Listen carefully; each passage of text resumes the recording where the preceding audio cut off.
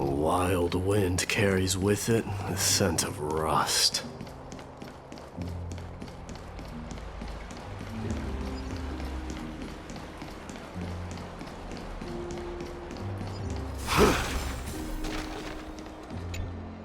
Hello. And you are? Hello. If I'm not mistaken, you are Kallinicus's wife, right? Yes. Oh, are you a messenger? No wonder I haven't heard any news for so long. There's been a change in personnel, hasn't there? Ma'am, Kallinicus passed away a few days ago, defending the Grove against the Black Tide.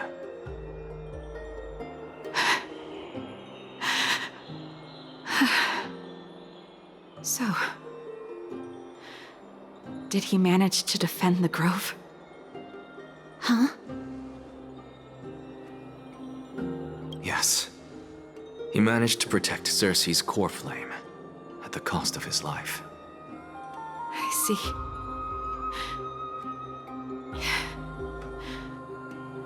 I'll select some of his possessions and pick a nice resting place for him.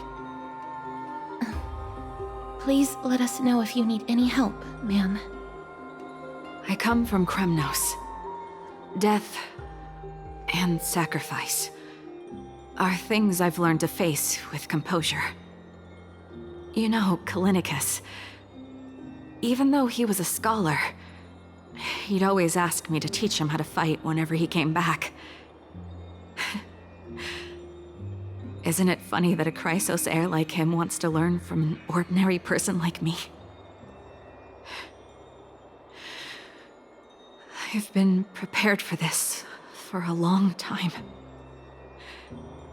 In times like these, any ordinary goodbye might just turn out to be a final farewell. I'm really sorry. There's nothing to be sorry for. I was once a warrior, and I'll find my way back to the battlefield someday. With the coming coronation of the new king of Kremnos, I'll take up my lance against the creatures of the Black Tide and seek vengeance for my husband.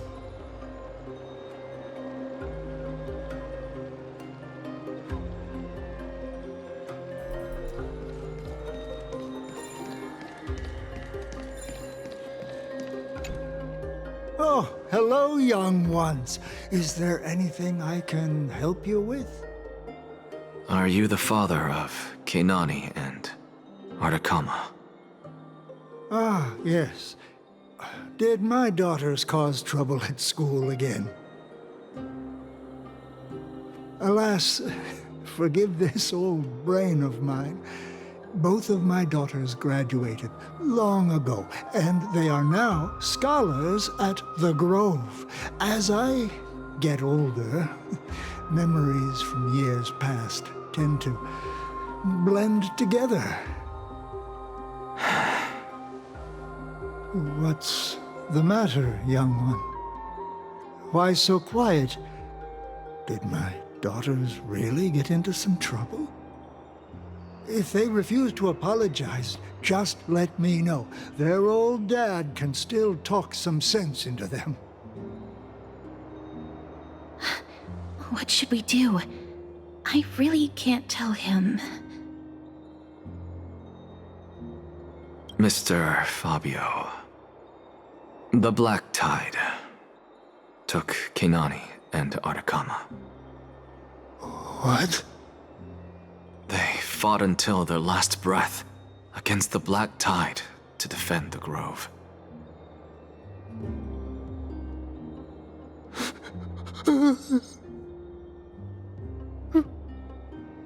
As the Chrysos heir stationed at the Grove, I failed to protect them. Mr. Fabio, if you're upset... Don't put it that way. Even if my Artakama wasn't one of the Chrysos heirs mentioned in the prophecy, she was still a heroine, wasn't she?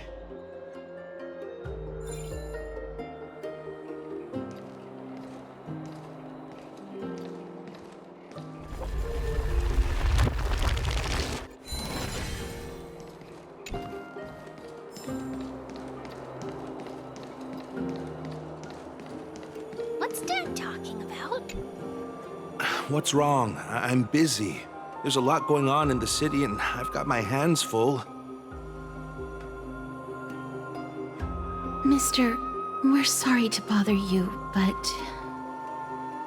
No, wait, Lady Casters, did Lady Aglaia send you because of some mistake I made at work? Keep your cool, Titus. I'm Anaxagoras from the Grove of Epiphany, and a colleague of your father, old Titus. A few days ago, your father passed away. Wait, what? My old man died?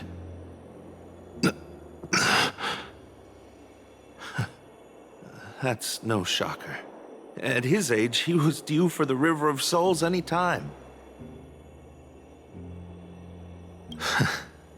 Just up and left me behind. That old man. I've been telling him for ages to stay in the Holy City and enjoy his retirement. But no, he just had to go off to that grove and mess around with those scholars. Still wouldn't budge after all those arguments. That stubborn old thing.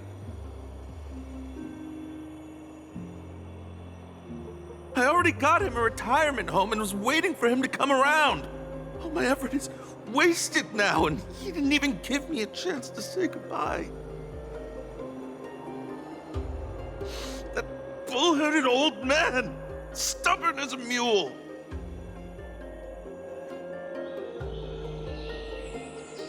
That is it. That's all the colleagues' families that I remember.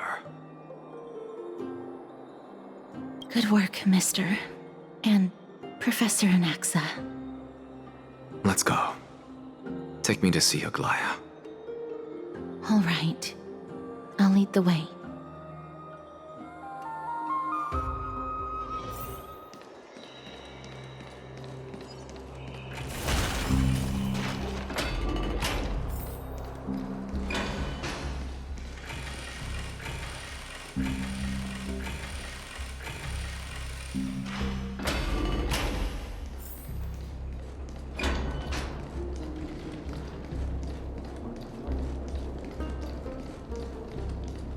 Let's go back for another soak.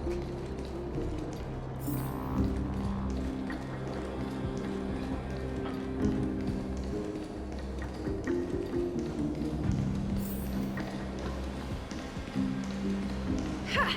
I'm even taller than Kefali now!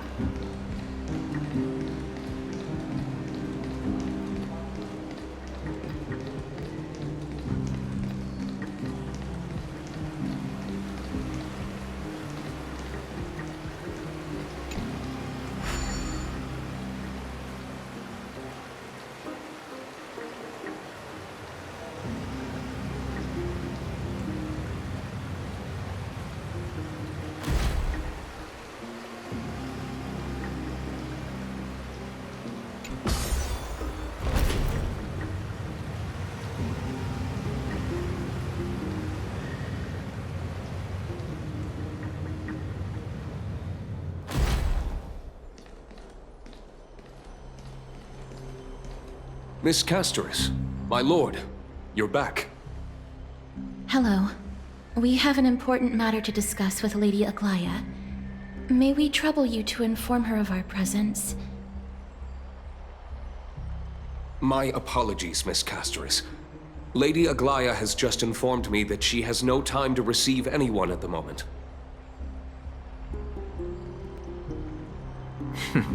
That's just great. She refuses to even see me. Answer me this, friend. Did Aglaia order you to take me directly to prison? Who are you? Please don't jest. It's possible that she really is busy. Let's wait here a moment, and I'll try to contact her using the slate.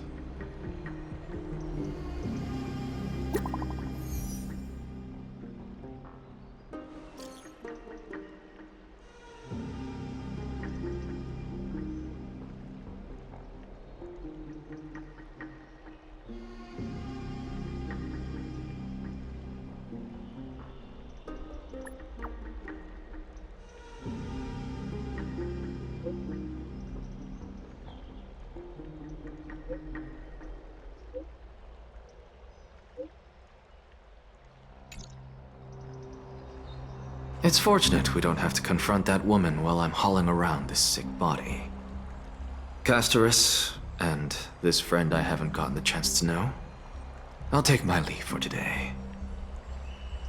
That Titan made a myriad of adjustments on their own. My head still aches from that. I don't want to stay a second longer in this noisy city if I can. Please be careful. Akama isn't the Grove. This place... is covered by her golden threads. I know. That woman is extremely confident I won't escape her grasp. Don't worry. As I said before, I'll mind my behavior. Mister, so many unexpected things happened on our journey to the Grove. We truly had no intention of putting you in danger, let alone face the Black Tide head-on.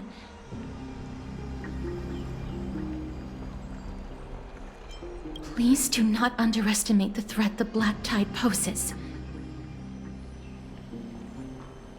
The Black Tide is not just an enemy of Akama, but all of Amphorius.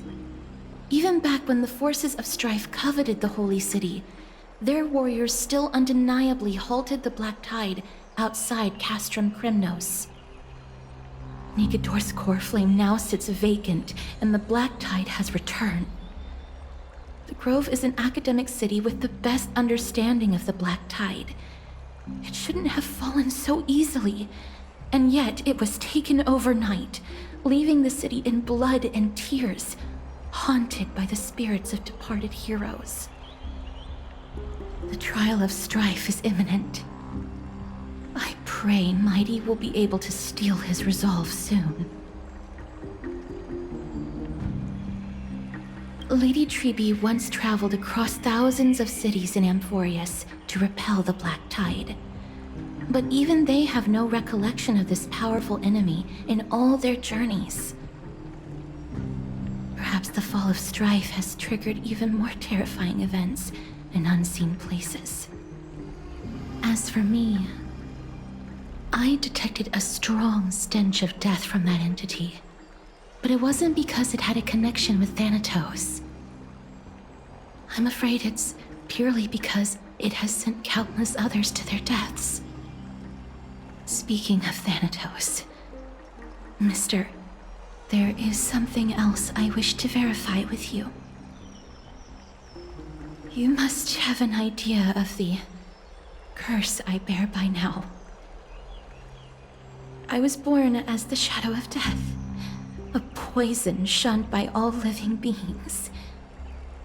Yet when you caught me in the Grove,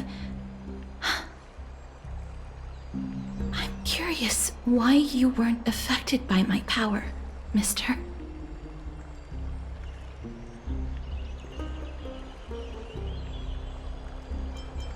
My apologies for the abrupt question. For all my life, I've always wondered, what is my connection to death? And why am I inextricably linked to Thanatos? Mister, you must be tired after being on the move these past few days. Please set aside the tragedy at the Grove for now, and rest for the day. Castorus is right. I should get some rest. Mem is probably exhausted too. They haven't made a peep. I wonder how Dan Heng has been holding up these past few days.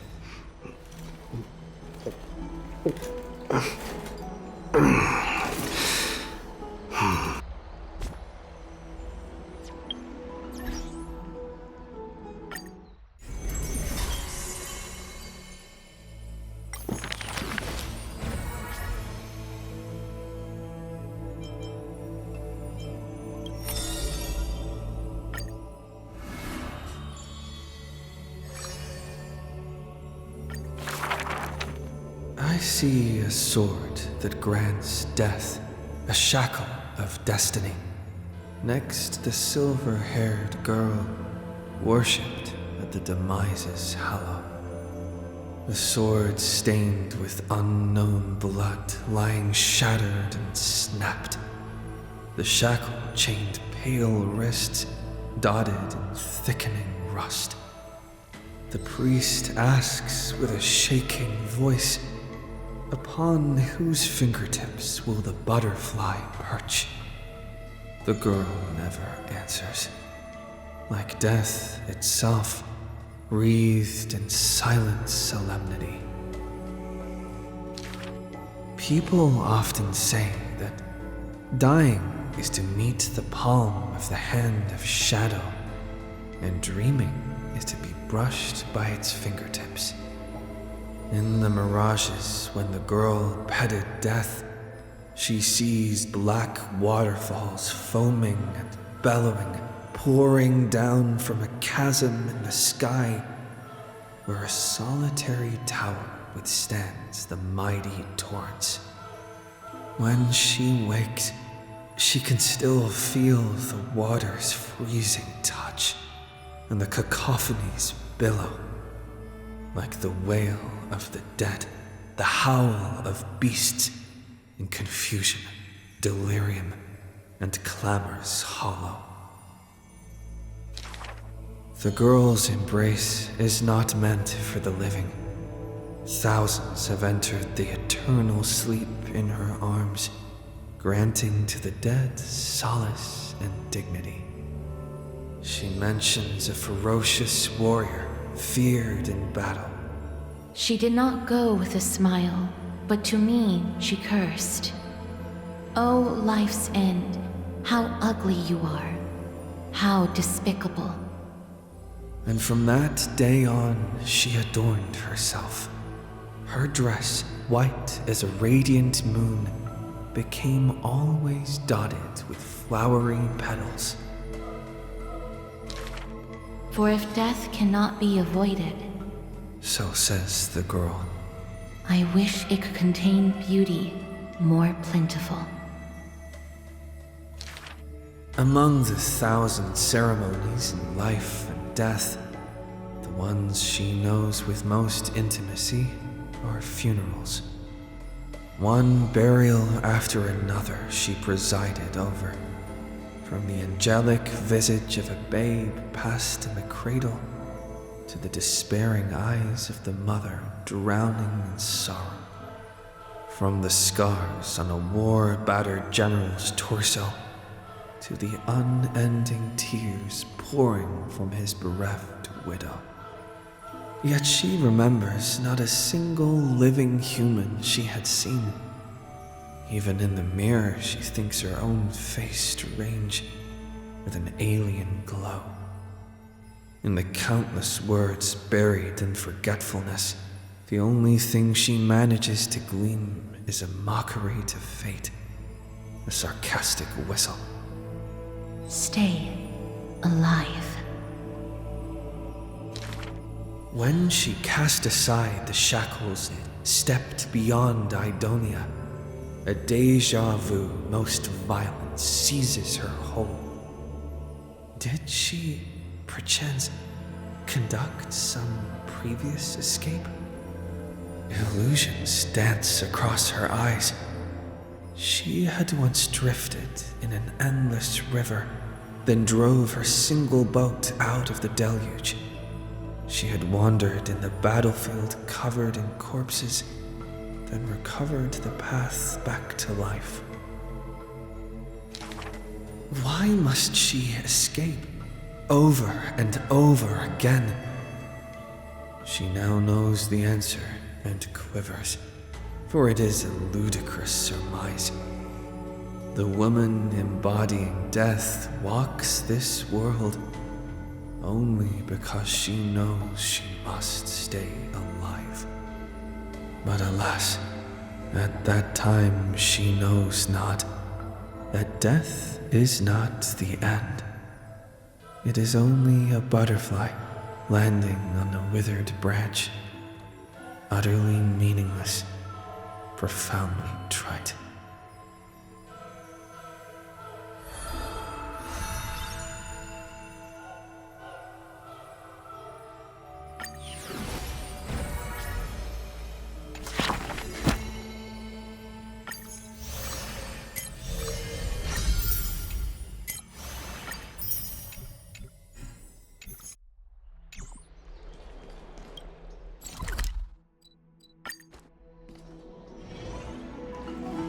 Have you heard?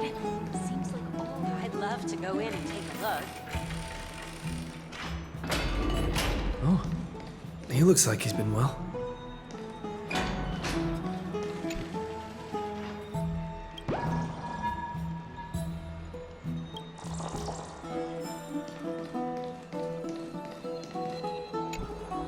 Ah, long time no see. I've heard about what happened from Finan. You've been through a lot. It seems you took things pretty hard. I was organizing logs. I also asked Hyacinth for some research material from the Grove. I discovered something interesting. Do you remember that Amphorius' sky was sealed away by a Titan? Aquila's presence keeps this world isolated from the rest of the world beyond the sky. It seems Hyacinth's ancestors were the sky priests who worshipped Aquila. Perhaps she can give us more clues to find a way back to the Astral Express. Nothing out of the ordinary happened in the Holy City in the past few days. I didn't have to talk to anyone either. It was kind of nice spending time alone.